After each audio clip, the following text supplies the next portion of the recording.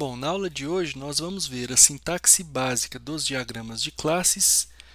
O diagrama de classes é um dos principais diagramas da linguagem gráfica UML, Unified Modeling Language. Então, primeiramente, vamos falar sobre o UML. O UML é uma linguagem predominantemente gráfica, tá? Ela define vários diagramas e ela é focada na modelagem de sistemas de software. Ela é usada por muitas metodologias de desenvolvimento, como a Extreme Programming e a Rational Unified Process. Tá? Quando a gente fala em metodologia de desenvolvimento, vamos entender aqui, quando você tem grandes pacotes de software a serem desenvolvidos, não precisa ser tão grande assim, vai. A abordagem não é simplesmente você sentar e sair codificando, você tem que planejar primeiro. Se vocês se lembram de algum trabalho que vocês desenvolveram nesse semestre ou no semestre passado, que vocês tiveram que modificar bastante o código no final, não, mas espera aí, essa função não ficou legal assim, era melhor ter uma função para outro propósito ou modularizar diferente, tal. Todo o tempo que a gente gasta remodularizando, tal, às vezes a gente conseguiria, vamos dizer assim, evitar essa perda de tempo fazendo uma etapa antes de projeto, tá? Então, software é uma área que a gente tem engenharia também, não é muito o foco da disciplina, mas só deixar citado aqui que, na realidade, o ML é uma linguagem gráfica que ela anda junto com essas metodologias de desenvolvimento, porque, no final das contas, ela serve como uma ferramenta para você projetar sistemas de software, né, antes de codificar. E, na realidade, quando você tem, por exemplo, um circuito elétrico, né, o esquemático do circuito já é, vamos dizer assim, completo para você ter uma noção boa do funcionamento daquele circuito. Em software esse não é o caso, tá? Nós temos vários tipos de diagramas, nós temos várias categorias, né? Várias visões diferentes. Tem a visão estrutural, que fala quais são as classes, né? E qual o relacionamento entre elas, qual que é a associação entre essas classes. Nós temos a visão comportamental, que aí a gente já descreve, por exemplo, os procedimentos associados a um método, né, a ser implementado. Então você pega lá o método e destrincha ele por dentro, o que acontece. Nós temos uma visão em termos de linhas de ação que são executadas em paralelo. Então não existe um único tipo de diagrama que representaria tudo que a gente precisa para um software. Tá? Quando a gente fala de algoritmo, se fosse só algoritmo, a gente teria um fluxograma, pseudocódigo, mas software é muito mais que algoritmo, é isso que vocês estão vendo essencialmente nesse período, com essa noção de arquitetura de software. Né? Então, na UML versão 2.5.1, nós temos 14 diagramas definidos, tá? 7 deles são diagramas estruturais e 7 são diagramas comportamentais. Dentre os estruturais, sem dúvida nenhuma, o mais importante é o diagrama de classes. E para os diagramas comportamentais, nós temos o diagrama de atividades, que lembra muito, na realidade, o fluxograma, né? O diagrama de casos de uso, que é muito usado na captura de requisitos de software, então naquelas entrevistas que nós fazemos com os clientes, para ficar mais claro tanto para o desenvolvedor como para o próprio cliente o que é necessário ser feito, o que o cliente quer. Nem sempre o cliente tem uma noção clara disso, então existe uma fase prevista na maioria das metodologias de desenvolvimento, que é a análise de requisitos, e esse diagrama é o principal para essa fase, ou de atividades também, mas ele pode ser usado em mais de uma fase. Tá? O diagrama de máquinas de estado, que é bem comum na área de sistemas embarcados, bem tradicional, ele existe antes da UML. Tá? E dentre os diagramas comportamentais, a gente tem aqui uma subcategoria que são os diagramas de interação.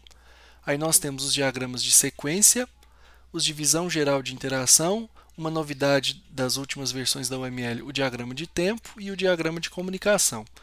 Nesse curso, na realidade, a gente vai abordar só dois principais diagramas, que é o de classe e o de sequência. O de caso de uso também deveria estar nessa lista, mas por questão de tempo a gente vai focar nesses dois, que são, vamos dizer assim, os diagramas mais próximos da implementação mesmo, tá? Que a gente vai usar.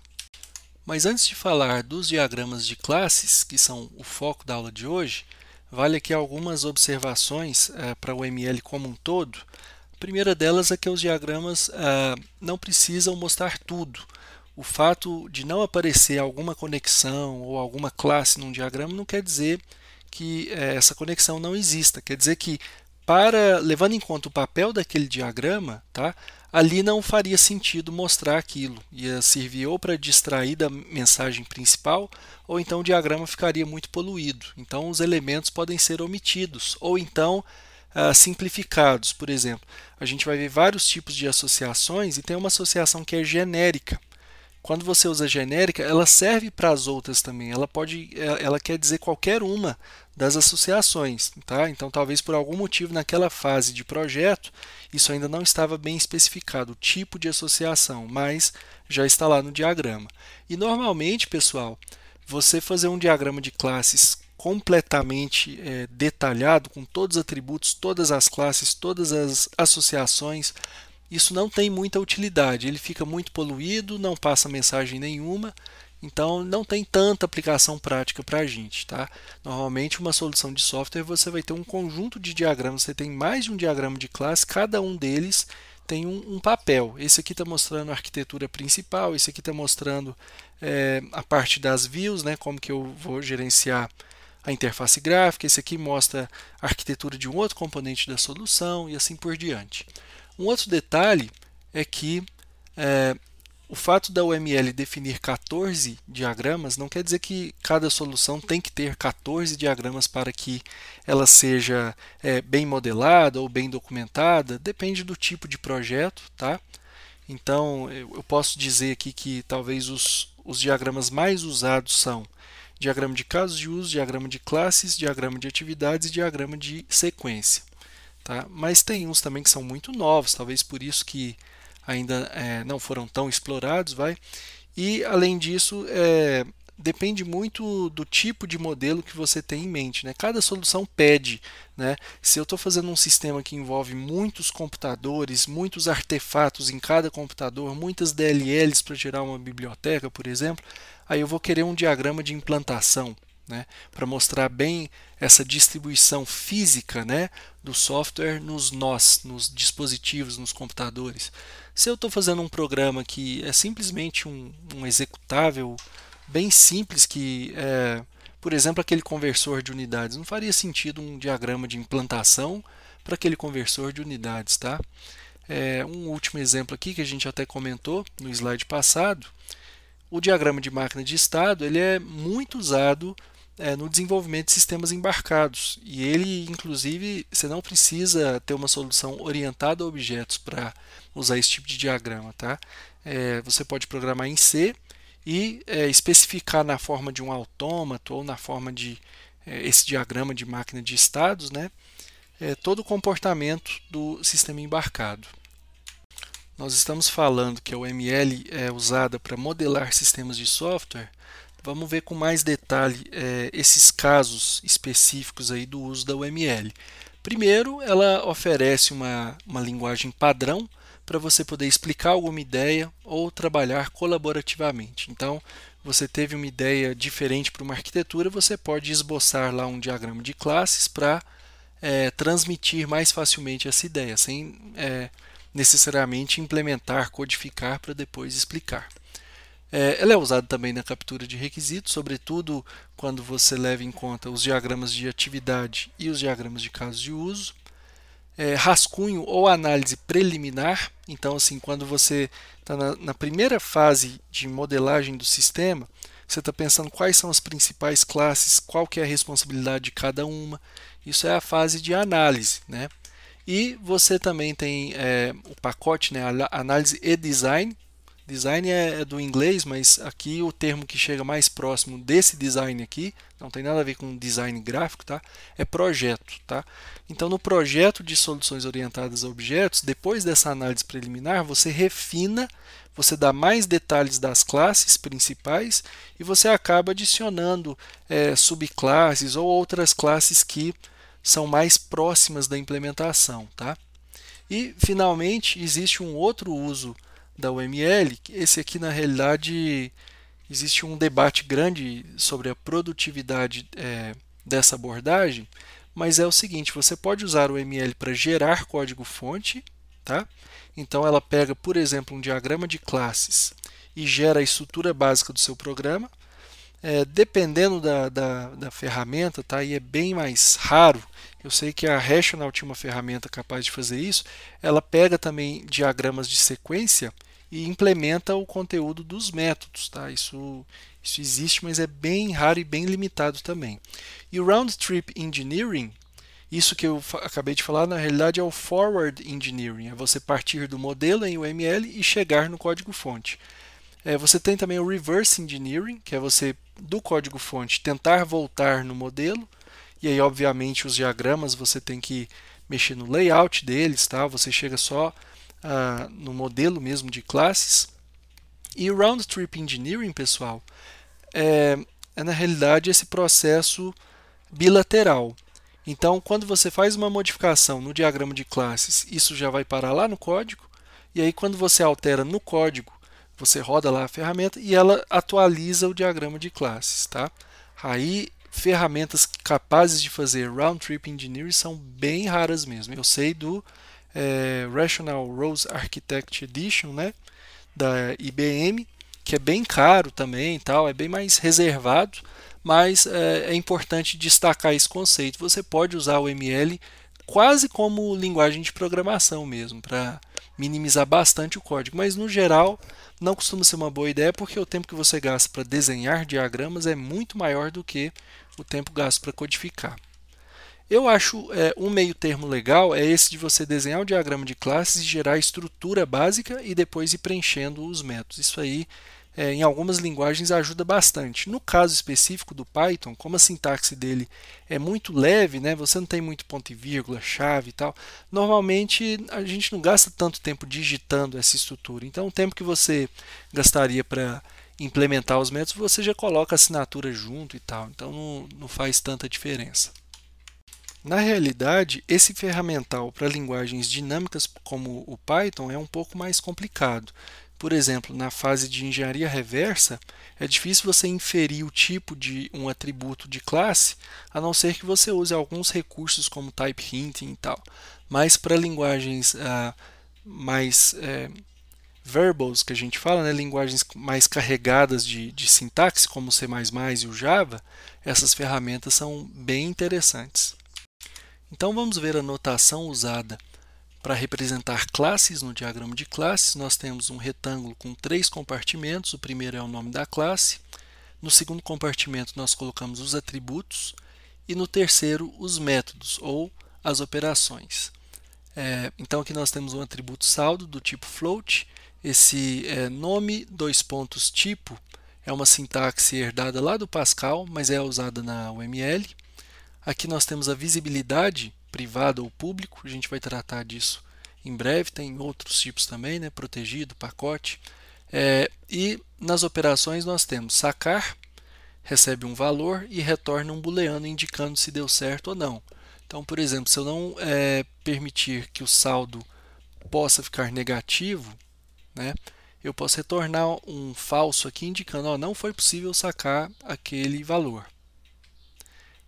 Outra operação é a operação depositar, que aí nesse caso só joga lá o valor inserido na máquina e atualiza lá o saldo, né? E aqui nós temos dois métodos com esse sublinhado, que significa um método estático. Tá? O método estático ele fica na classe, ele não fica nas instâncias da classe. Então, se eu tenho as contas C1, C2 e C3, nessas variáveis eu posso chamar os métodos sacar e depositar. Mas dentro de conta corrente, não dentro de C1, C2 e C3, dentro da própria classe conta corrente, eu tenho acesso a esses métodos aqui. Um método localizar, que você passa o código como uma string e ele te dá a conta corrente associada àquele código, ou então um parecido, mas que você passa um cartão de identificação. Então, uma coisa que eu destaco aqui é que os tipos podem ser tipos primitivos ou outras classes. No caso do Python, tudo é classe. Float é uma classe, string é uma classe, mas dependendo da linguagem isso faz diferença. No final das contas, mesmo o float sendo uma classe, a gente pode falar que ele é um tipo primitivo no Python, né? Que ele é um built-in e tal. Então, aqui é só para mostrar essa questão da gente poder diferenciar essas variáveis de tipos mais comuns com esses outros casos, né? Então, todo o contexto que você esperava receber um tipo para definir função e tal, agora em programação orientada a objetos, a classe funciona como se fosse um tipo também, tá certo? A UML não é só uma linguagem gráfica, ela tem uma especificação textual também. Então, a sintaxe completa para a especificação dos atributos e dos métodos é essa aqui, ó, a visibilidade, mais, menos, hashtag, né? Private, Public, Protected e Package. O nome do atributo, dois pontos, o tipo, que aqui está com T maiúsculo, mas pode ser um primitivo também, a multiplicidade. Então você pode ter lá um atributo alunos, que é do tipo aluno, mas tem mais de um, né? O valor padrão e uma string de propriedades, que a gente não vai usar aqui, mas serve para você colocar alguns modificadores. Um detalhe, voltando aqui, eu usei acentos aqui no nome das variáveis. Se a ideia é fazer o diagrama de classes gerar código no final, você pode simplesmente não usar acentos, se a sua linguagem não permitir. E no caso das operações, visibilidade, nome, a lista de parâmetros, pode separar por vírgula que se tiver mais de um, o tipo de retorno. Tá? O que é obrigatório mesmo, no caso dos atributos, é o nome. E no caso das operações, pelo menos o nome abre parênteses, fecha parênteses. O resto é tudo opcional. E aí eu reforço aqui aquilo que a gente comentou. Por exemplo, aqui no localizar, não está escrito que retorna void. O fato de não aparecer que o retorno aqui é uma conta corrente não quer dizer que então é void. Não, tudo que é omitido do diagrama, de propósito, é para você não concluir nada. Tá? A mesma coisa aqui para os parâmetros. Dependendo da análise que você faz, você especifica os métodos da classe sem entrar já direto no mérito dos argumentos do método e o tipo de cada um. Você deixa só, abre parênteses, fecha parênteses e fica meio implícito que pode ter coisa lá. Tá? Com relação à visibilidade, nós temos a pública. Então, qualquer um que tenha acesso às instâncias da classe consegue ler aquele atributo ou então chamar aquela operação. Protegida é visível somente para operações dentro da própria classe e para subclasses. Então, isso aqui tem muito a ver com a herança, né, gente? A privada é visível apenas para outras operações dentro da classe, aí nesse caso nem as subclasses enxergam, que é aquele caso no Python quando a gente coloca dois underlines prefixando o nome do método ou do atributo. E essa visibilidade de pacote que a gente não vai usar por enquanto no curso, mas um pacote é uma coleção de classes e você pode declarar uma variável dentro do pacote que todos têm acesso, tá certo? Todas as classes do mesmo pacote, por exemplo. No diagrama de classes, essencialmente nós temos classes e associações ou relacionamentos entre elas. Tá? Então vamos ver aqui um exemplo envolvendo as classes caixa eletrônico e conta. Tá? O caixa eletrônico tem um código do caixa eletrônico, tem um montante, o valor em espécie que está lá no caixa eletrônico. Ele tem um método identificar conta, que recebe um cartão, um método abastecer, que é quando alguém coloca dinheiro no caixa eletrônico, um guarda, por exemplo, o método sacar, depositar e o método ver saldo. Tá?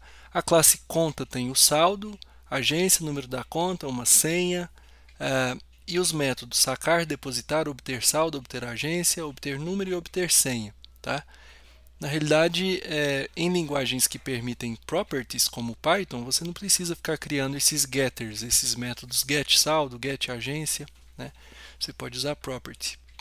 E aqui nós temos uma associação, é uma linha, assim ou assim. Essa seta aqui tem a ver com a navegabilidade, quer dizer, o caixa eletrônico enxerga uma conta, que é a conta atual. A conta atual aqui, ó, essa conta não sabe qual caixa eletrônico que está usando ela, até porque pode ser mais de um. Tá? Então, primeira coisa, a navegabilidade. Quando você coloca uma seta em um dos lados, quer dizer que esse enxerga esse, mas não o contrário. Quando você não coloca seta, quer dizer que não está especificado. Pode ser que os dois se enxergam ou, por algum motivo, naquele diagrama você ainda não entrou nesse mérito. Tem gente que usa seta dupla também. Tá? Aí depende muito da ferramenta que você está usando. A associação dessas classes, ó, o caixa eletrônico ele tem esses dois atributos, mas quando eu coloco aqui uma associação e coloco um nome conta atual, é como se tivesse um atributo conta atual aqui. Eu não preciso escrever ele aqui de novo, tá? Está implícito que isso aqui, uma das formas de implementar isso é justamente colocando um atributo conta atual e aí você seta esse atributo para uma certa conta, depois que a pessoa inserir o cartão, por exemplo. Então, olha que interessante, eu estou tentando explicar o comportamento pelo diagrama de classe, mas o diagrama de classe ele mostra mais a estrutura, né? Então, ele não é o ideal para esse tipo de investigação, mas na realidade você coloca lá o cartão, identifica a conta e aí ele seta esse atributo conta atual, que é private, ninguém vê. Ele que tem que saber qual conta que ele está manipulando, né? Agora vamos ver. Primeiro isso aqui, ó. Eu tenho um qualificador private, que é esse menos aqui do lado, mesma sintaxe que a gente usava aqui, e eu tenho um nome, conta atual. Isso aqui é opcional. Por exemplo, daqui para cá, como nem é navegável, não precisa ter nome. Aqui, daqui para cá eu tenho contas, daqui para cá eu poderia ter caixas, os caixas que estão usando atualmente essa conta, ou sei lá, ou os caixas para os quais essa conta pode ser manipulada, e a interpretação varia, né? E finalmente eu tenho aqui também a multiplicidade. Então, esse zero ponto asterisco aqui perto de conta significa que um caixa eletrônico está associado a zero ou mais contas. Zero ou mais por quê? Pode ser um banco que acabou de abrir, acabou de colocar lá o primeiro caixa, sei lá. Aí é uma questão de modelo de dados. E uma conta pode ser acessada de zero ou mais caixas eletrônicos. Então nós temos o asterisco, que significa essencialmente a mesma coisa que o zero ponto asterisco. Isso aqui é só uma sintaxe um pouco mais forte para indicar isso.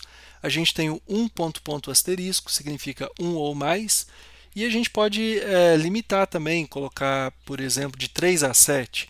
Então, aluno, disciplina, finge que o aluno tem que fazer pelo menos 3 e no máximo 12 disciplinas. Pode colocar 3.12, né? Um outro tipo de associação entre classes é a herança. Nos termos da UML a gente chama de generalização. Então, uma linha já representa uma associação, qualquer uma delas. Mas quando, além disso, você coloca esse triângulo não preenchido, você dá uma semântica mais forte para a associação e você fala que ela é do tipo E1. Então, documento planilha é um documento. Documento texto é um documento. Tá? É a herança lá das linguagens de programação. Repare que o diagrama permite que essa seta apareça em mais de um lugar.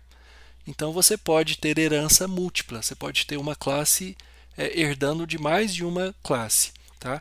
Tem linguagens de programação que não permitem isso. O Python, por exemplo, permite. Tá?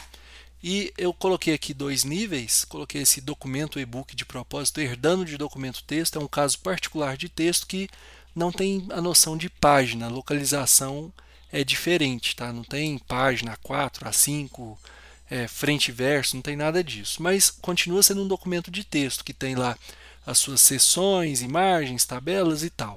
Bom, essa sintaxe de herança a gente até chegou a ver em aulas anteriores. Eu aproveito aqui esse exemplo para destacar também, documento tem uma categoria e categoria tem uma associação com ela mesma, que é a categoria base.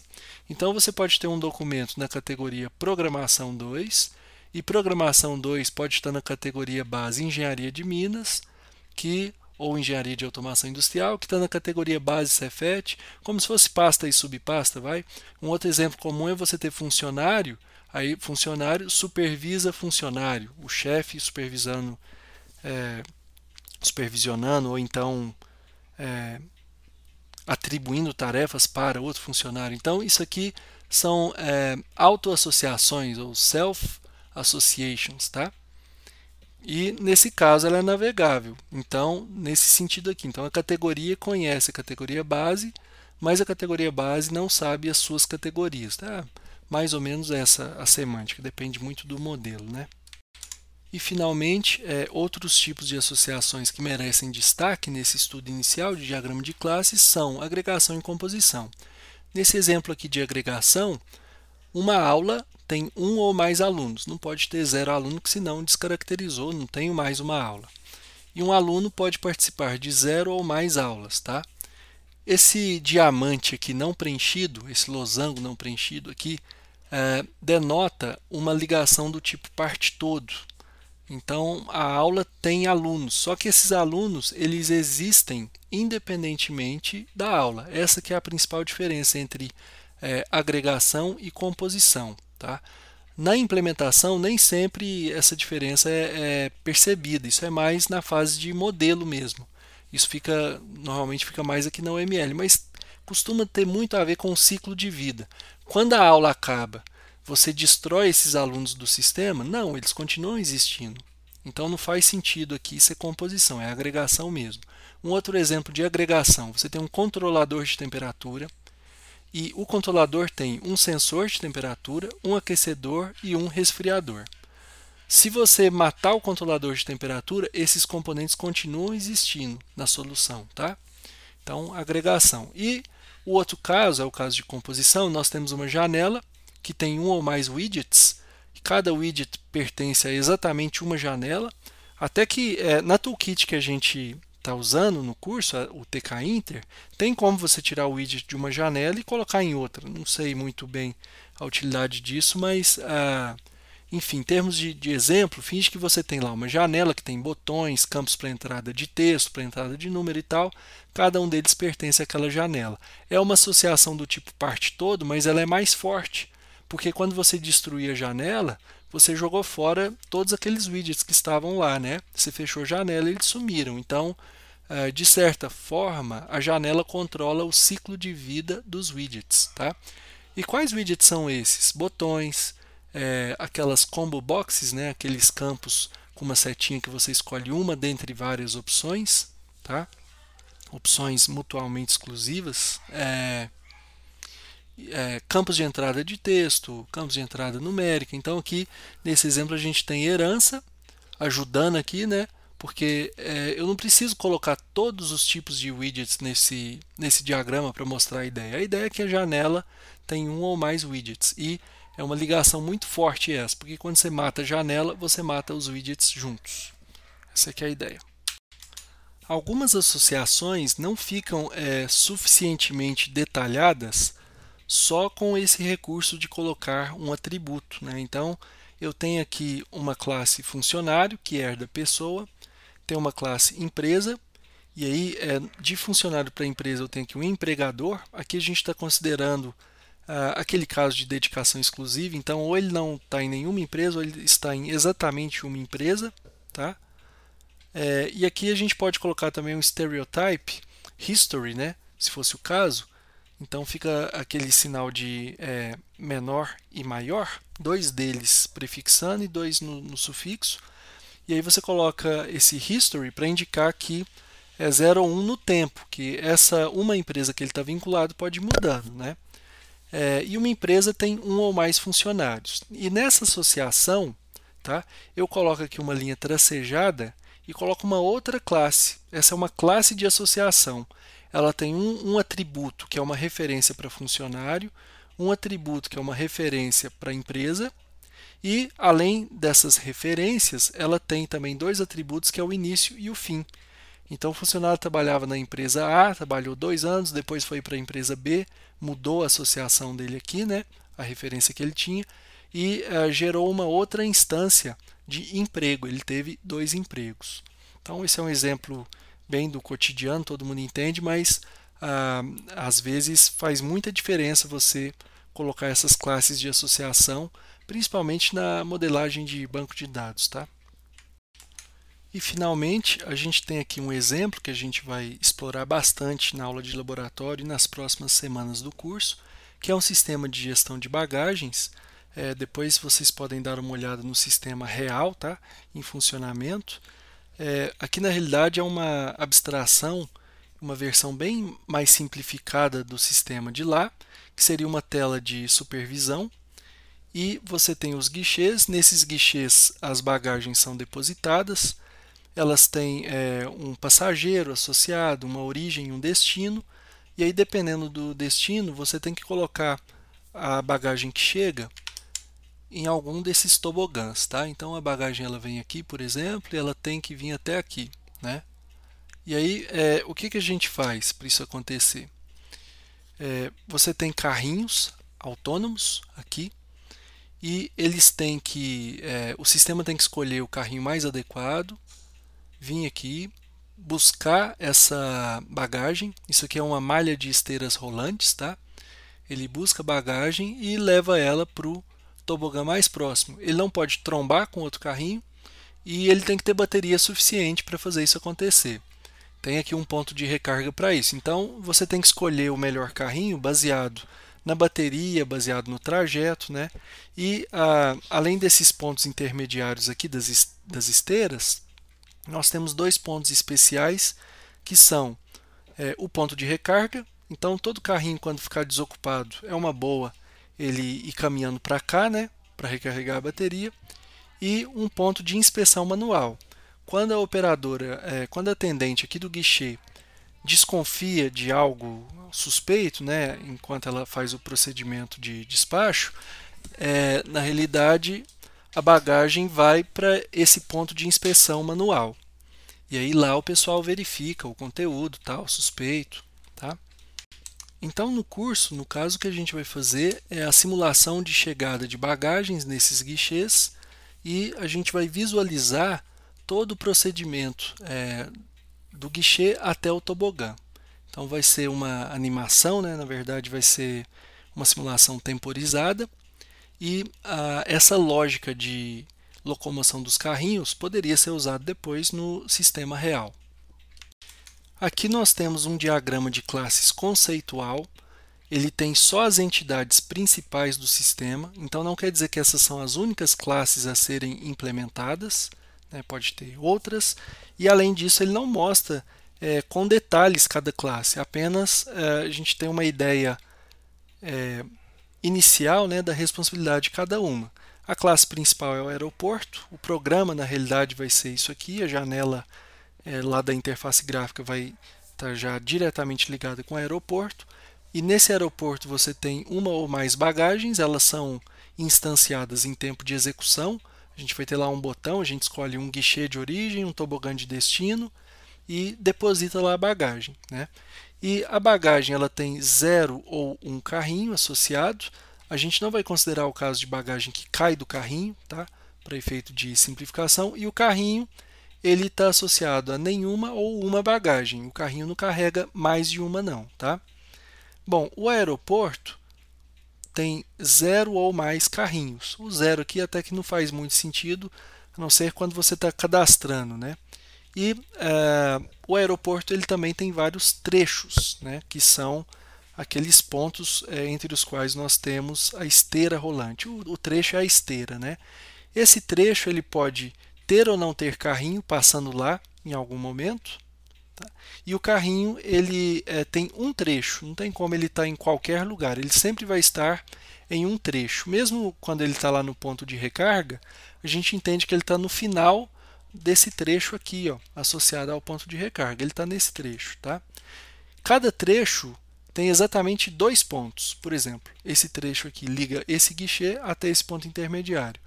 Esse trecho aqui liga esse tobogã até esse ponto intermediário. Mesma coisa para os pontos especiais aqui. E cada ponto ele está vinculado a um ou dois trechos, do jeito que foi feito aqui, tudo ortogonal, tá? Não tem como... Opa! Aqui tem um erro de modelagem, tá? Cada ponto é de 1 até asterisco. Esse ponto aqui, por exemplo, ele está vinculado nesse trecho e nesse trecho. Então fica uma pequena correção aqui para a gente fazer.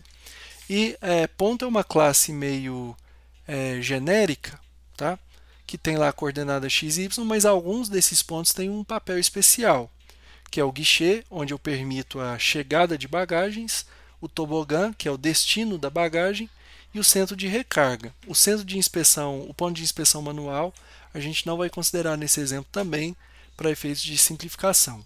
Então amanhã o que a gente vai fazer na realidade é expandir um pouco esse diagrama de classes e já começar a implementar essas classes no Python.